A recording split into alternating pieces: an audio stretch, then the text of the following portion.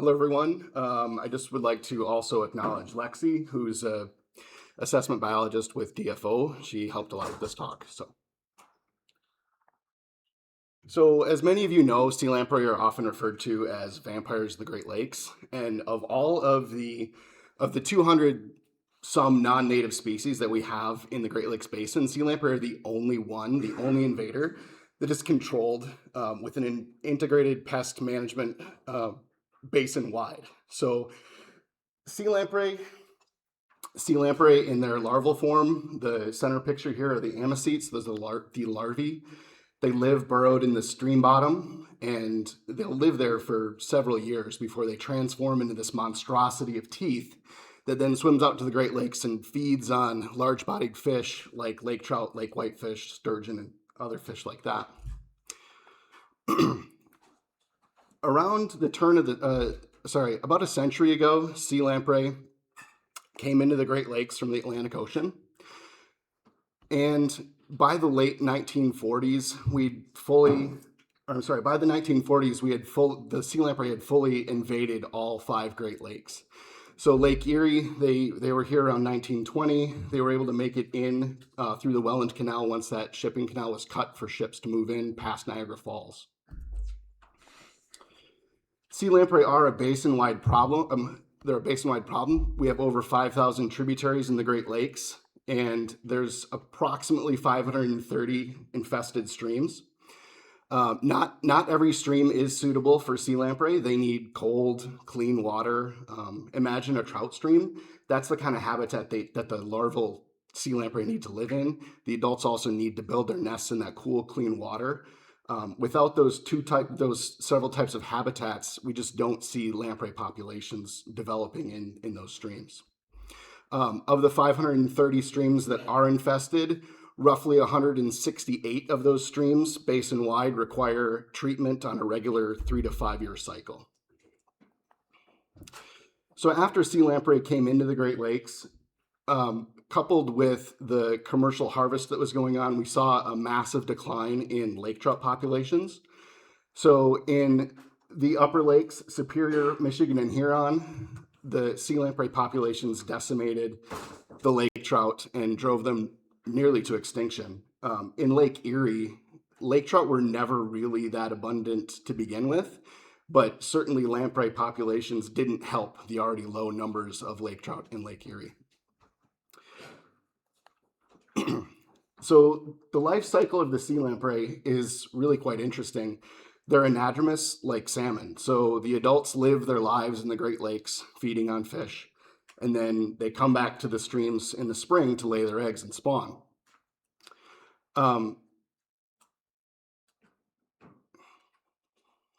The amicetes will live in the streams for about 3 to 10 years before moving out, transforming and moving out. And I like this picture because it really shows how fast they can grow once they move out to the Great Lakes. So the tiny little silver feeding larvae here is the size that they would go out to the Great Lakes as. It's about a 5-inch long animal. And over 12 to 18 months, they will grow and develop and become the spawning adult that you see behind it there. So what we know is that we can't do anything to control sea lamprey once they go out into the Great Lakes. There's too much water. It's just a vast landscape. There's no way we could control the individual fish, the individual lamprey that are feeding on fish. So instead, we focus our treatments and our control effort on streams where we can control the adults when they come back via trapping, and we can control the larvae with chemical treatments. So this is, as I mentioned, this is an integrated approach to control. We use lampricides in the streams to control the larval populations. We use barriers to prevent adult lamprey from moving upstream past into headwater habitats, prevent them from reaching spawning gravels. And then we also use traps to remove those adult lampreys from the system. Many agencies work together to put this program together. The two main control agents are the Fish and Wildlife Service and DFO out of Canada, but we're also assisted by the Army Corps and USGS, which conducts a lot of the research and also builds barriers. So we have another team that we require, our larval assessment teams. They identify new infestations. They also look out to guide and inform the treatments that we conduct, and then they also guide the allocation of those resources. So this is our standard monitoring system for looking for new infestations, to send out larval assessment crews to different streams and look for new infestations. They also determine distributions for our treatments, and then help identify where we need to put future efforts into control. Typically, these larval assessments are done with backpack electrofishing. So people go out into the streams, they shock for a set amount of time, and then the number of lamprey that are captured are worked up, and we create population estimates for each stream based on the amount of larval habitat available and the catch, the number of larvae that were caught in that stream. This map here is from 2022. It's just a representation of the number of surveys that were conducted in Lake Erie that year. All of the blue dots are negative sites where we did not collect any sea lamprey. The red sites are positive sites where sea lamprey were found. You'll also notice that there's a nice cluster of red dots in the Lake St. Clair Delta. We do not currently do any control methods in Lake St. Clair because it's just too big. So our larval assessments teams last year in Lake Erie completed surveys on 40 different tributaries in 2025. There were no new infestations discovered, so that's good news. And then, as I mentioned, we also continually survey Lake St. Clair and the Detroit River. Lake St. Clair was surveyed at 24 plots, and we found sea lamprey in 7 of those. The Detroit River remains negative. We've still not found any sea lamprey in the Detroit River. Lampricide control, this is our primary control method. The control efforts target those larvae that are in the streams and in the rivers. And again, that treatment extent is identified and determined by our larval assessment teams. So a standard treatment effort is usually a 10-day trip. We leave on a Tuesday, we come back the following Thursday, and in the middle span there, we do multiple surveys to evaluate stream pH, time of passage, to see how fast the stream is moving, the water's moving from point A to point B. And we also look at discharge and how much water is at each site to put together a treatment plan.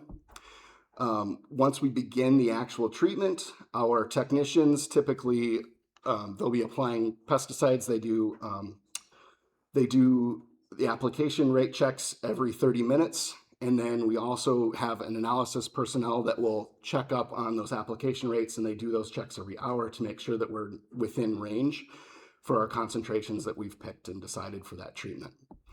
Those concentrations are typically based off of historical toxicity tests that have been rolled into a prediction chart. But in some cases, we will do specific toxicity tests for individual streams before completing a treatment, although that's much more rare. Lake Erie of the streams that are around Lake Erie, there are 7 streams that are regular producers of sea lamprey. So these are streams that are treated every 3 to 5 years. In Canada, that's Big Otter Creek and Big Creek. And in the United States, that's the Grand River, Cognac Creek, Raccoon Creek, Crooked Creek, and Cattaraugus Creek. And those streams are highlighted with the red dots on the map. In 2025, we completed 6 treatments on both sides of the border. So 3 in Canada, 3 in the US. Big Otter Creek, Big Creek, and Youngs Creek in Canada. And then in the United States, Paint Creek, which is a tributary to the Clinton River, Cognac Creek, and Cattaraugus Creek. And again, those streams are highlighted with the red dots on the map.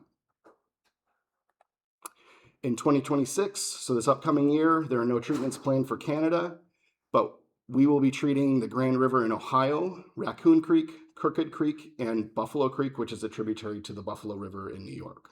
And again, the dots in red are indicating those treatment locations.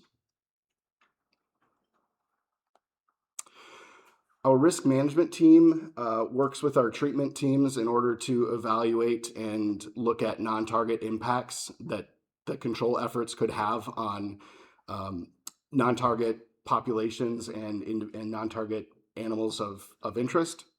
Our risk assessment team, our risk management team, is working with the Grand River treatment this year, working with partner groups and citizen groups to do non-target collections during the Grand River treatment. And then of note, they're also looking at um, sensitivity to TFM of the salamander mussel, which is proposed for listing in the ESA, and that proposal was put forth in 2023. So we're really concerned about treatments and salamander mussels, especially because the only known host of the salamander mussel is the mud puppy, and we know that mud puppies are sensitive to TFM. So this is something that is on our radar, and we're concerned about it. So barriers and traps. There's about 70 purpose-built barriers around the Great Lakes Basin, and those have been built since the 1950s. When I say purpose-built, I mean that the commission intentionally built those barriers in order to prevent sea lamprey from moving up into the system. But of course, there's hundreds of other barriers and traps around the Great Lakes that were built for other reasons, like mill dams or hydroelectricity, those types of things.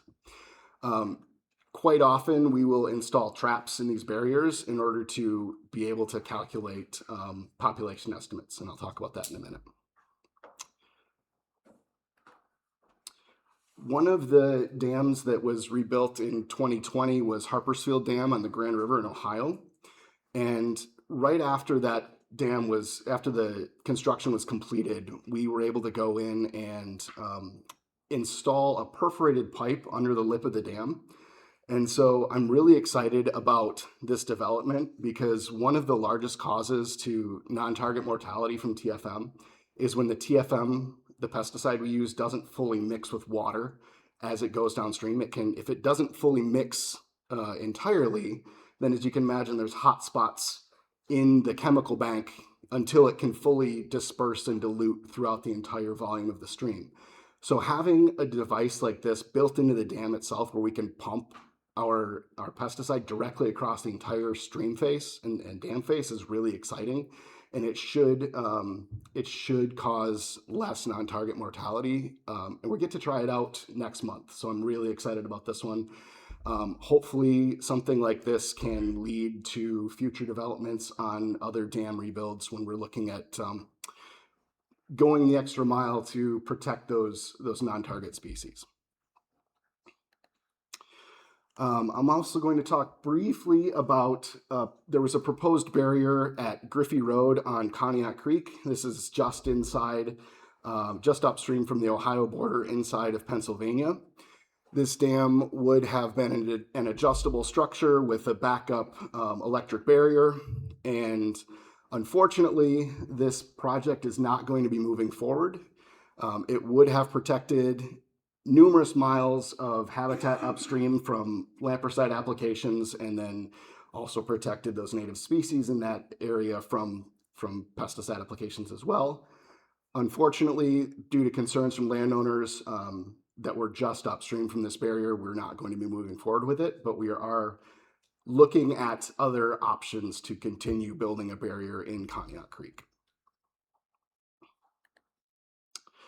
Adult assessment. So one of the metrics that we use to evaluate whether or not our program is working is that we look at the 3-year mean, the 3-year moving adult population index. Our goal for that is less than 3,300 fish lake-wide, 3,300 adult lamprey lake-wide. And so we capture these fish in traps.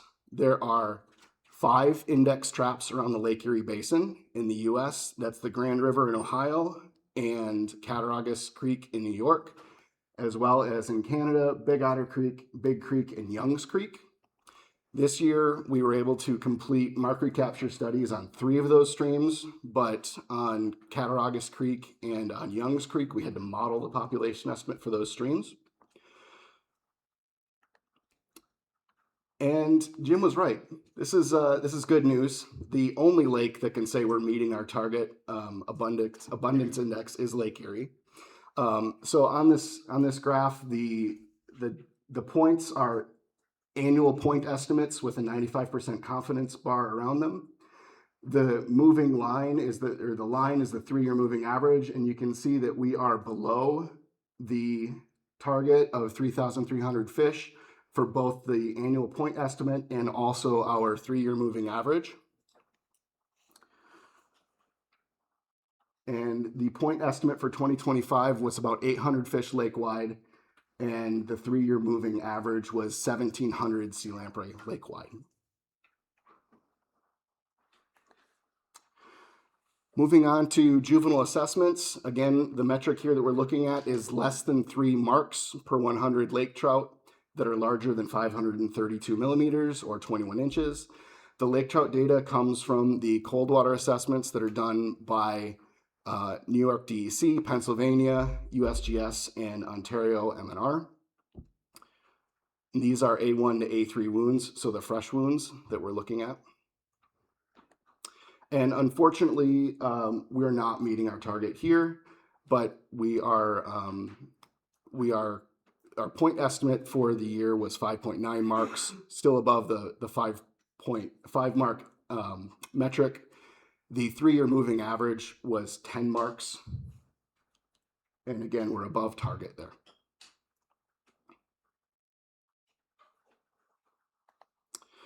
So speaking briefly about the state of Lake Erie for 2021 to 2025. This graph here is just the last 10 years of the adult index, but stretched out so it's easier to see the trends for the 2 5-year reporting periods. So during the 2016 to 2020 reporting period, the average sea lamprey abundance index, the 3-year running average, was 13,400 fish. So that's well above the control objective. But during the 2021 to 2025 reporting period, our average adult sea lamprey index of abundance, the 3-year running average, was 2,600, which does meet our control objective. Similarly, with marking rates, this is that same graph just stretched out to better show the trends for the last 10 years. 2016 to 2020, the average marking rate was 14.3 against a target of 5. And 2021 to 2025, the average marking rate was 6.9. So again, above the average, but reduced considerably from the previous 5-year period.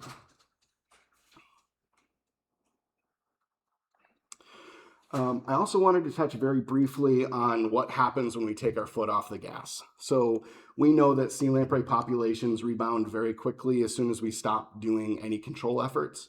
And this was demonstrated quite effectively in 2020 and 2021 when we were unable to travel out to Lake Erie to conduct any treatments. I believe there was only one treatment conducted on the Canadian side during 2021 and 2022.